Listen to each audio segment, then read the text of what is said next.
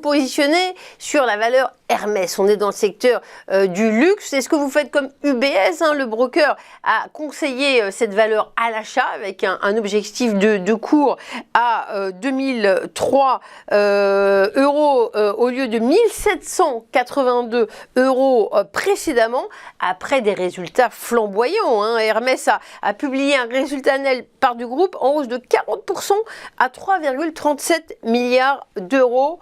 C'est pas la crise pour tout le monde.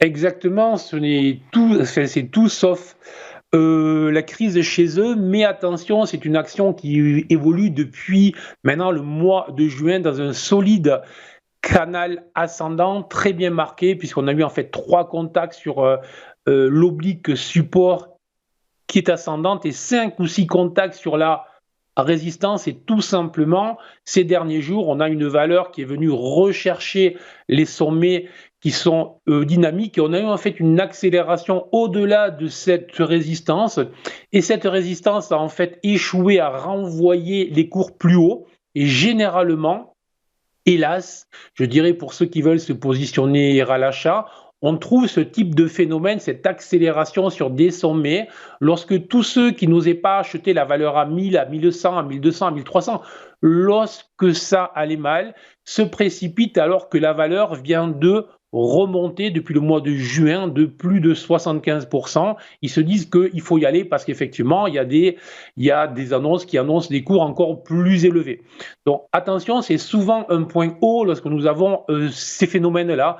Donc, plus que probablement, il faut considérer que nous avons eu un excès à court terme et que nous avons depuis quelques séances ce qu'on appelle une phase de distribution, et que le plus probable dans les prochaines séances sera une phase de repli au moins, en fait en direction des 1670, 1650 est possible si la situation générale sur les indices venait à se dégrader légèrement. Des objectifs sur les 1500, 1520 sont tous des absurdités. Donc, je conseille de se montrer prudent sur la valeur.